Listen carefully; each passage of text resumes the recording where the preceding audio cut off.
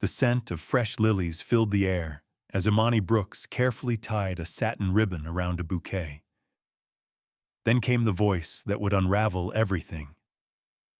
Petal and Peace. Her flower shop, nestled on a leafy corner of Savannah, Georgia, smelled of eucalyptus and old jazz.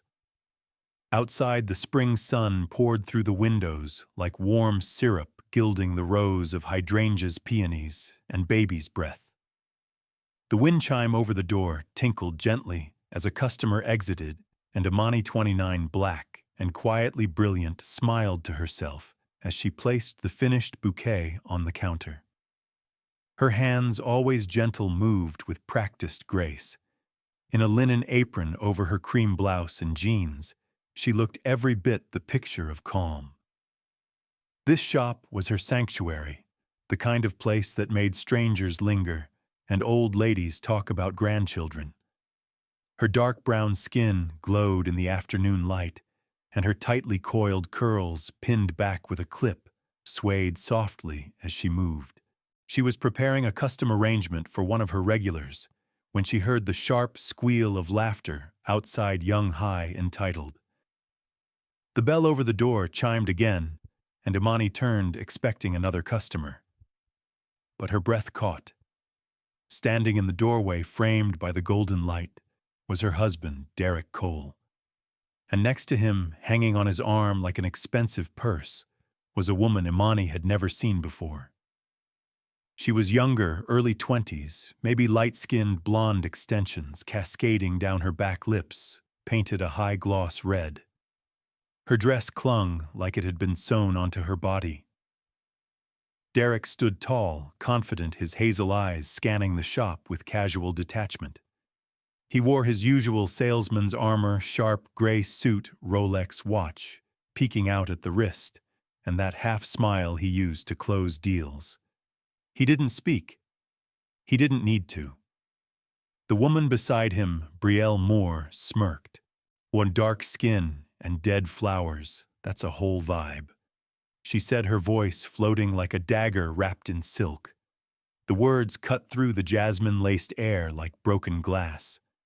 Customers glanced up, unsure whether to laugh or leave. Imani froze, not because of the insult. She'd heard worse. She froze because Derek didn't say a word. No protest, no correction, just silence, the kind that confirms what your gut already knows. Brielle continued, stepping deeper into the shop as if she owned it. Baby, I think we need something more modern. These flowers look like they belong in a funeral home, don't you think? Her acrylic nails tapped the counter. Imani's fingers trembled slightly, but her voice was steady. Can I help you with something? Derek finally spoke, still not meeting her eyes. We're just browsing. Browsing. Like her shop was a thrift store. Like their marriage hadn't existed. Imani didn't speak again. She simply turned back to the bouquet she had been working on her hands, moving without feeling. She didn't notice the customer who quietly left, or the way the shop suddenly felt colder despite the warm spring day. Brielle giggled and whispered something into Derek's ear, loud enough for Imani to hear. I bet she's still crying over her daffodils. And just like that, they walked out. As the bell above the door jingled behind them, Imani's hands trembled. A sudden nausea hit her gut, and this time it wasn't just heartbreak. Back at the workbench, the lilies she had just arranged were starting to droop, their petals folding in, as if trying to shield themselves from something unseen. The jazz playing softly in the background could not drown out the sound of Brielle's words repeating in her mind. Dark skin and dead flowers. It wasn't just a jab at her shop. It was a blow to her identity. A reminder that even in a place built with her own hands in a city she'd grown up in, she could still be reduced to skin tone and stereotypes. She leaned on the edge of the counter for a moment, her breath shallow, her vision blurring. Her whole body vibrated with restraint. Not a single tear fell, but something inside her cracked. The nausea returned sharper this time. She rushed to the back room, fumbling past vases and floral wire until she found the small bathroom. The nausea turned into retching, her hands gripping the cool porcelain sink. She looked up at the mirror. Her dark eyes stared back at her, haunted, confused, burning with a fire she hadn't expected to feel. The petals from the bouquet she'd left behind scattered on the floor behind her like a trail. She didn't know it yet, but that was the last arrangement she would ever finish at Petal and Peace. She stared at the test stick on the bathroom counter. 2 pink lines. Pregnant.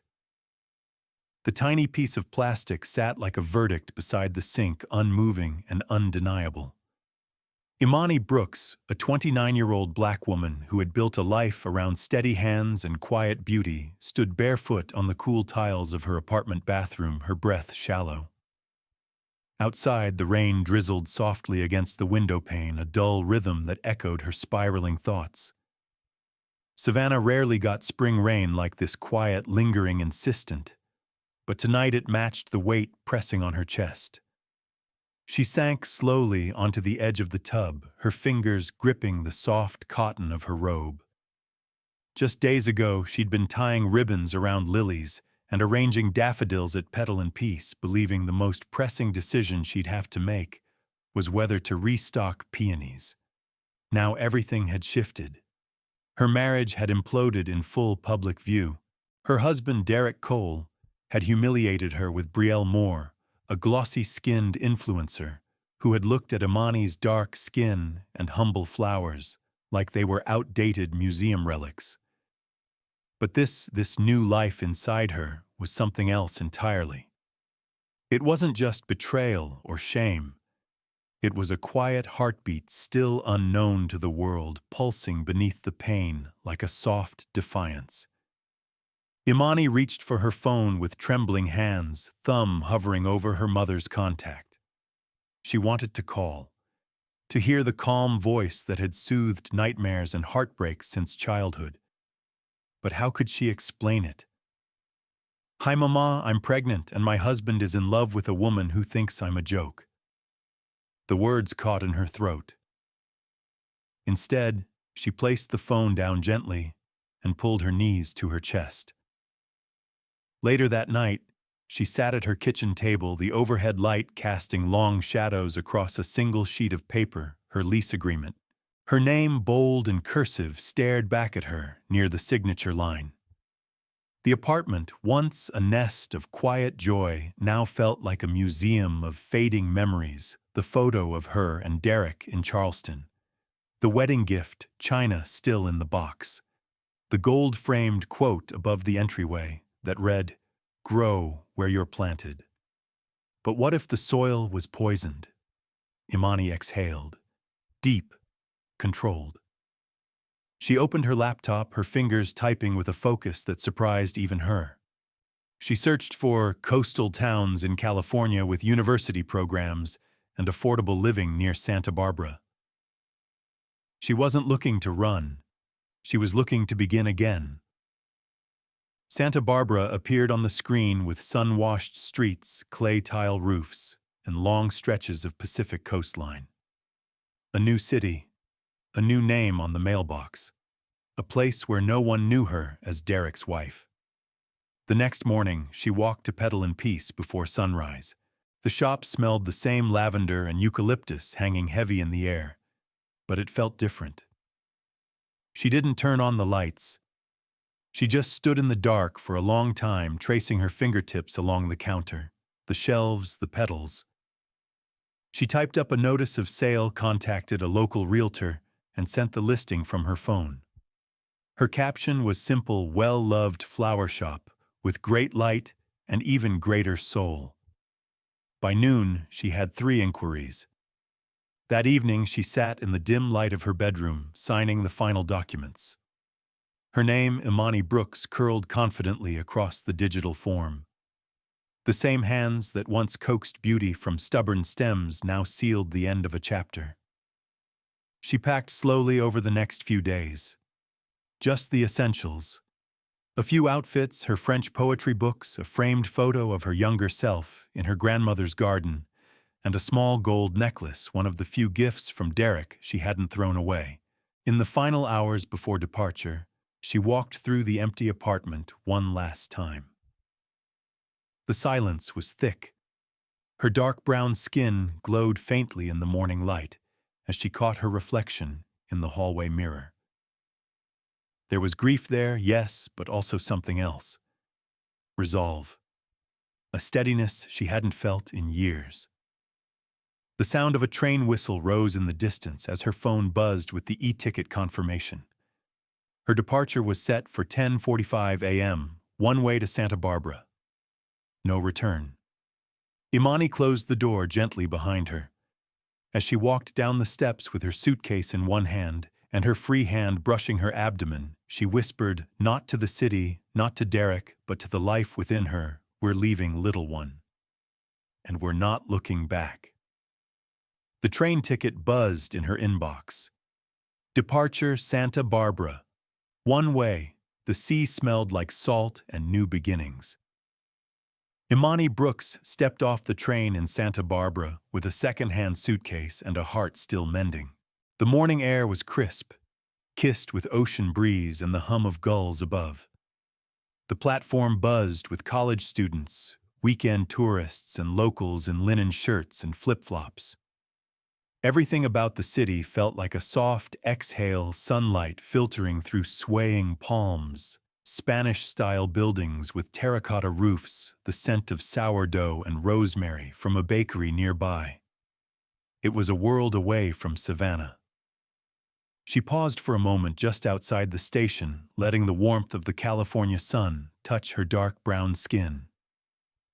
She adjusted the strap of her bag and took her first real breath in days. Here, no one knew her name.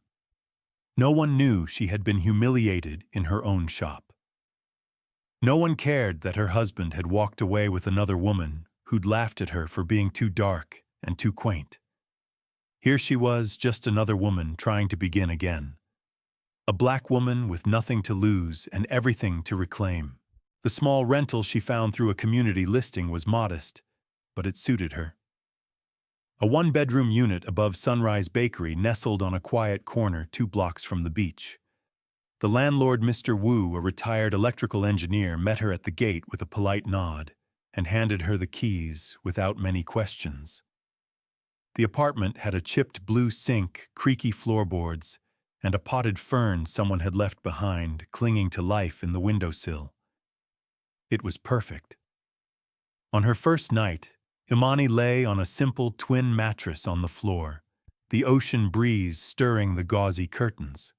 She couldn't sleep, not from fear, but from the adrenaline of freedom. Her hand rested lightly on her stomach. She wasn't showing yet, but the weight of what she carried was growing heavier each day, not just the child, but the hope. In the morning, the scent of baking bread drifted up through the floorboards. She smiled at the comfort it brought. She dressed in a cotton dress and walked down the street to explore.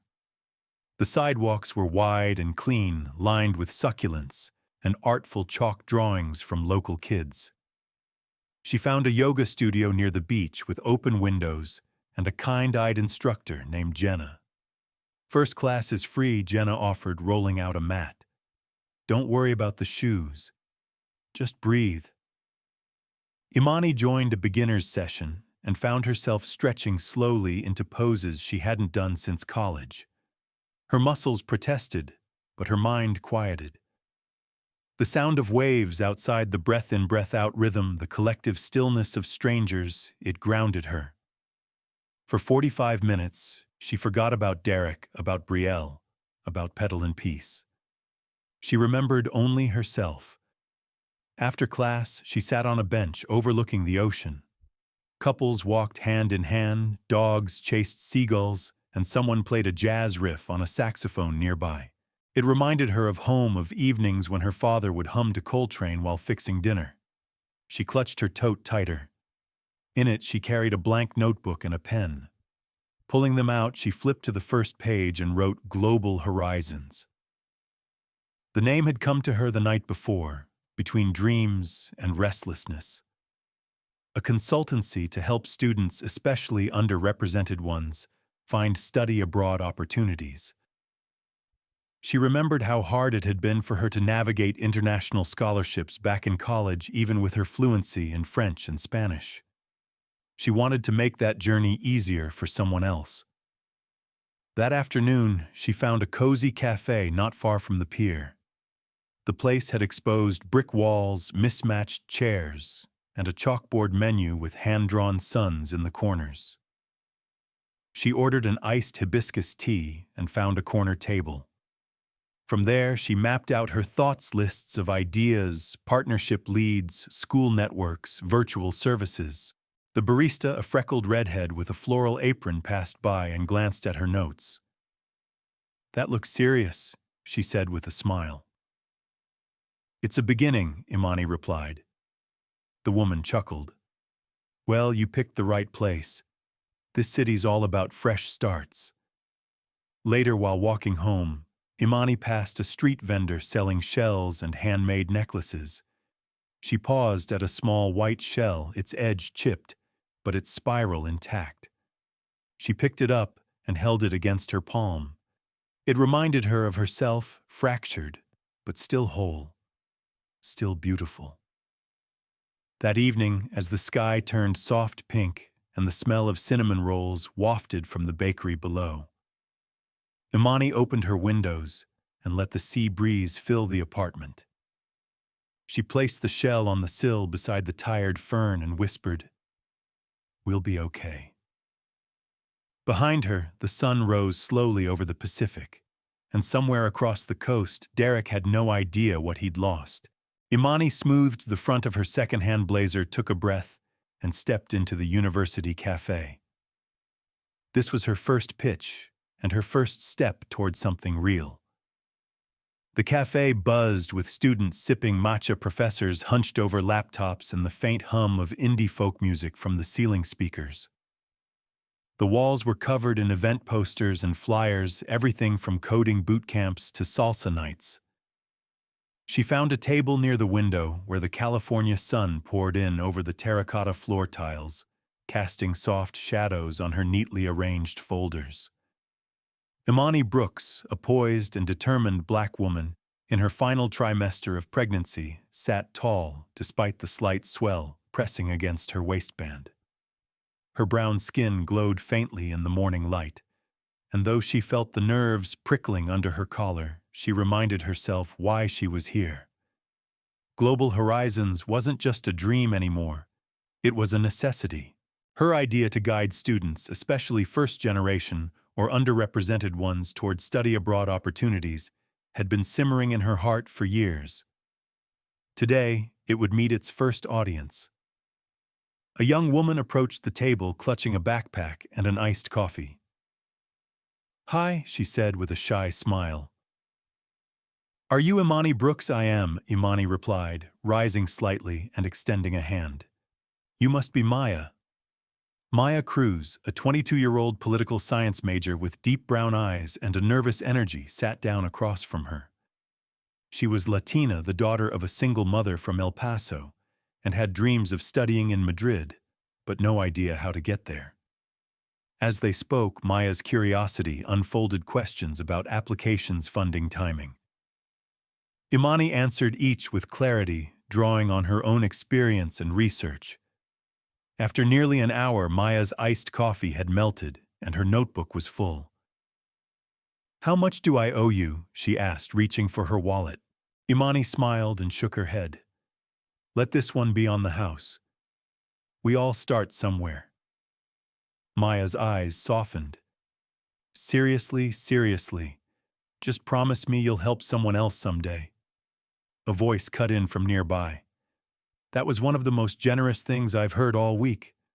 Imani turned to see a tall black man with broad shoulders and warm, thoughtful eyes standing a few feet away, holding a to-go cup and a folded newspaper. He was dressed casually, jeans, blazer, no tie, but something about his posture radiated quiet authority. "Sorry to interrupt," he added, smiling. I just happened to overhear.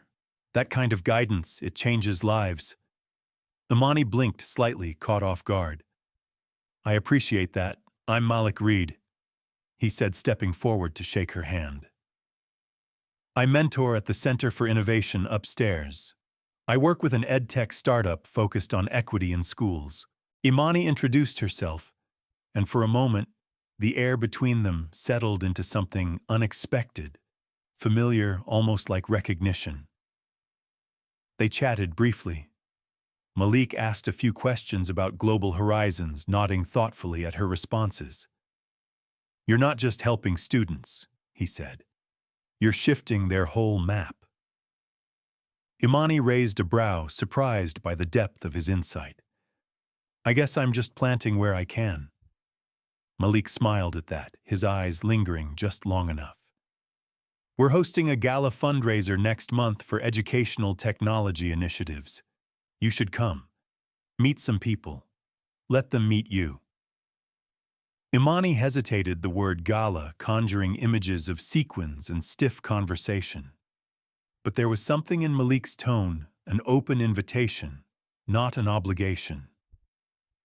Maybe I will, she said. After he left, Maya leaned over the table. Was that flirting? Imani laughed, a low, warm sound that surprised even her. It was networking, she replied, but the blush in her cheeks told another story. That evening, back in her apartment above the bakery, the air smelled of cardamom and butter. Imani opened her laptop and clicked open a document titled Global Horizons, Phase 1. She added new sections, guest workshops, mentorship programs, translation services for parents. Her belly moved softly beneath her shirt, Micah giving a gentle nudge. She rested her hand there. We're building something, baby, she whispered. One brick at a time.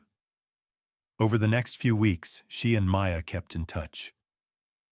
Maya brought 2 friends to the next info session, which Imani hosted in the back corner of a local cafe. She printed flyers, built a basic website, and scheduled a meeting with the International Programs Office at the university. The work gave her structure, purpose, a thread of identity outside motherhood beyond her past. Late one afternoon, she bumped into Malik again near the pier. He was sipping a smoothie and listening to a podcast. You think any more about that gala? He asked. Imani grinned. I might need to borrow a dress. You come as you are, he replied. That's more than enough. They walked slowly along the shoreline, the conversation easy about travel education and the best places for cinnamon rolls. Imani couldn't remember the last time she'd smiled this much. It wasn't romantic, not yet, but it was something real. As she watched the sun dip toward the horizon, Malik turned to her. You're going to change lives with this, you know. She looked out at the waves, her voice steady. That's the plan. Malik glanced down at her stomach, then back at her eyes. And that little one, Imani chuckled. He's already changing mine. Back at the apartment, she stood by the open window, the ocean breeze brushing against her skin. She placed the white shell she'd picked up days earlier beside the small fern now greener than before. Malik's words echoed in her mind. We're hosting a gala fundraiser next month for educational technology. You should come. She whispered. Maybe I will. The lights of the Santa Barbara Botanical Garden shimmered like stars as Imani Brooks stepped onto the gala path in a sapphire dress that hugged her like courage. Her curls were swept into a soft updo, and her dark brown skin radiated in the soft golden lighting that wrapped around the hedges and trees like a spell. The night hummed with music and champagne laughter. String lights twinkled above the guests, casting dancing shadows across linen-covered tables. This was not her usual world, floral aprons and hand-tied ribbons, but somehow she didn't feel out of place. Not anymore. Micah, now a few months old, had fallen asleep in her arms on the ride over and remained nestled against her shoulder in a gray baby sling. His small, rhythmic breaths grounded her amid the glitter and conversation. The gala was bustling with tech entrepreneurs, educators, and donors, most of them white, dressed in tailored suits and cocktail dresses. But Imani stood with quiet grace, the only visibly pregnant black woman in the crowd, and the only one with a baby at her side. Malik greeted her near the welcome arch, holding 2 flutes of sparkling cider. "You made it," he said, his smile warm, his charcoal blazer open over a crisp button-down. "You said I should come as I am," she replied, nodding toward Micah, "so I did." They shared a laugh, easy and unforced. Malik introduced her to a few contacts, mentors from university programs, donors with an interest in global learning initiatives. Each conversation was fluid, meaningful. Imani spoke about global horizons with clarity and passion, her voice measured but luminous. People listened. They asked questions. They handed her cards. Across the garden, beneath a hanging chandelier of mason jars and fairy lights, a different kind of energy entered. Derek Cole stepped onto the stone path in a deep navy suit, his posture as sharp as ever. Brielle Moore stood beside him in a backless red gown that shimmered under the lights. Her smile was wide, too wide, the kind crafted for social media rather than sincerity. Derek's eyes scanned the crowd and landed on Imani. He froze. For a moment, the sound of jazz from the string quartet seemed to stretch thin. Imani, unaware, continued speaking to a woman about mentorship models. Micah stirred gently against her, his tiny fingers curling near her shoulder. Malik's hand rested lightly on her back as he leaned in to share a joke. They laughed. Soft, familiar. Derek began to walk toward her. Brielle's voice followed behind, still laughing at a joke no one else had heard, oblivious to the shift in the air. As Derek drew closer, Imani turned, as if sensing the temperature change. She locked eyes with him, calm and unreadable. "Imani," he said, his voice low. She gave a small nod. "Derek."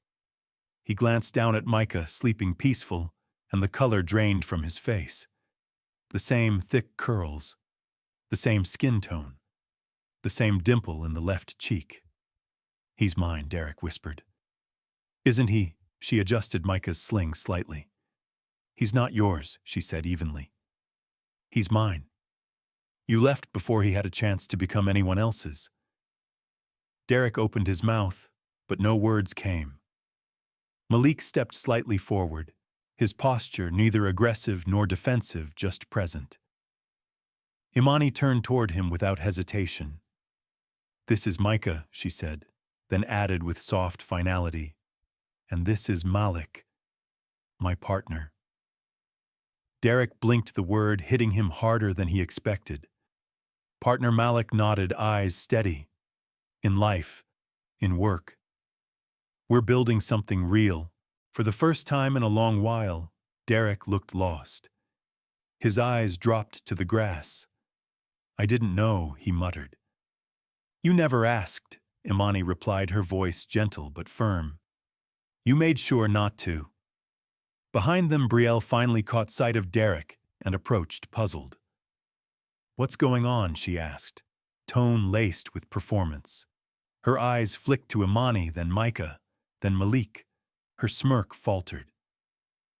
Imani stepped back. "Let's go," she said to Malik, her voice low but certain. "Micah doesn't belong in old shadows." As they walked away, Derek stood motionless in the soft, light hands at his sides, the quiet realization setting in like fog over the hills. Back at the table near the garden's edge, Imani sat beneath a canopy of wisteria. Micah was still asleep. Malik handed her a glass of lemon water. Neither of them spoke for a long time. "I'm proud of you," he said eventually. She smiled without looking at him. "I'm proud of me too." Later that evening, Malik escorted them to the car, holding the door, as Imani settled into the passenger seat with Micah. The lights of the gala glowed behind them like distant constellations. Inside the car, Imani glanced at her son and whispered, "We are not broken. We're in bloom." The road ahead stretched quiet and golden, lit only by the moon, and the knowledge that she had taken back her name, her story, and her power, all without raising her voice.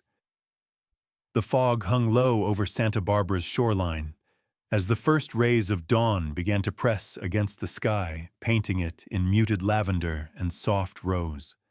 In the quiet of her apartment above Sunrise Bakery, Imani Brooks sat barefoot on the floor beside a woven playmat, gently bouncing her now 6-month-old son, Micah, on her lap. His laughter came in tiny hiccups, gummy and bright, echoing through the warm, bread-scented air. The walls were no longer bare. On one side hung a corkboard crowded with pinned photos, scholarship thank-you notes, and colorful postcards from students studying in cities like Paris, Seoul, and Cape Town, all made possible by Global Horizons. Imani, still a proud, resilient black woman in her early 30s, radiated a quiet strength. Her dark brown skin glowed in the morning light, and though the past year had challenged every part of her, emotionally, financially, spiritually, she now felt anchored in something real. She was no longer just recovering. She was rising. Downstairs, Sophia Nguyen, her new part-time assistant and neighbor, buzzed up with 2 coffees and a note from the university's diversity office. Imani read it aloud. "Your proposal for the Global Horizons Fellowship has been approved. Full institutional support. First cohort begins this fall." She closed her eyes, briefly overwhelmed by the kind of joy that doesn't shout, it settles deep and earned. The program had grown faster than she could have imagined. With seed funding from donors, she met at the gala, a partnership with Malik's ed tech company, and the word-of-mouth buzz from students like Maya Cruz's Global Horizons had become more than a consultancy. It was a bridge, a lighthouse, a way out for students who had once felt invisible in the system. That evening, a soft knock sounded on the door. She opened it to find Maya standing there, now confident and glowing, holding a small package. "I wanted to give you this before I leave," Maya said, grinning. "I fly out to Madrid tomorrow." Imani hugged her tightly. "You're going to be incredible." Maya handed her the wrapped item. "It's not much, just a little thank you." Inside was a framed print of a quote, hand-lettered in Spanish and English. "You didn't just open a door, you built a new one." Imani blinked back tears. "Thank you," she whispered. After Maya left, Imani sat with the frame beside her and looked at Micah, who now sat upright, drooling onto his stuffed whale. "She helped someone else," she told him. "Just like I asked." That night, she stepped onto the small balcony with Malik beside her, a mug of chamomile in one hand, and Micah bundled in a soft blanket in the other. The city twinkled below like a field of fireflies. Malik slipped his arm around her waist, and for a long time neither spoke. They didn't need to. She thought back to Savannah not with bitterness, but with clarity. To the woman she had been before everything fell apart. The woman who'd held pain quietly, who'd been dismissed in her own shop, reduced by a younger woman's careless insult and a man's cowardice. That version of herself was gone. In her place stood someone fuller, stronger. Across the country, Derek Cole sat alone in a cold Los Angeles condo, the luxury furniture around him untouched, sterile. On his phone screen was a LinkedIn update: Imani Brooks, founder and executive director, Global Horizons. He stared at her photo, the calm confidence in her eyes, and at the banner image behind it, students smiling across global backdrops, hands raised in victory. He didn't click like. He didn't type a message. He just stared, a lump growing in his throat, and realized what he had lost. Not just a wife, not just a child, but a future that had never belonged to him to control. Meanwhile, in Santa Barbara, Malik placed a kiss on Imani's temple. "What's next?" he asked softly. She watched the horizon where the last blush of sunset met the rising night. "We keep building," she said. "We keep reaching." Micah gurgled in her arms, and a gull cried somewhere in the dark. The wind brushed her cheeks with salt and promise. In that moment, Imani Brooks, once overlooked, underestimated, and misjudged for her skin, her gender, her past, stood tall, not in defiance but in truth. Because sometimes the best revenge isn't rage or revenge at all. It's blooming. Quietly. Unapologetically. Where no one thought you could. There's something quietly powerful about a woman who chooses to rebuild not with bitterness, but with grace. In the hush of a coastal morning, with her child cradled in her arms and the city still wrapped in sleep, Imani Brooks stood as a quiet testament to resilience, a black woman once dismissed, now thriving in her own truth. Her journey was not born of revenge, but of renewal rooted in faith that her worth was never determined by the ones who failed to see it. Through every closed door, every word that sought to diminish her, she found a way to open another path, not only for herself, but for the students who had never imagined they could belong in places like Madrid Sol or Cape Town. She reminded us that justice doesn't always come through grand gestures. It often begins with a simple, stubborn refusal to stay small. This story, like so many untold stories of women of color, asks us to see beyond appearances, to listen deeper, to question the systems and assumptions we've grown used to. Prejudice may silence voices, but it cannot erase talent, perseverance, or truth. And sometimes the most transformative justice is simply living fully, loudly, beautifully, despite every reason not to. Like a lighthouse quietly casting its glow across a dark sea, a single act of conviction rooted in kindness can guide others home. So take a moment today to look around. Listen for the quiet builders, the soft fighters, the everyday visionaries in your life. If this story touched something in you, consider sharing it with someone who might need to be reminded that where others see failure, a different light might just be breaking through.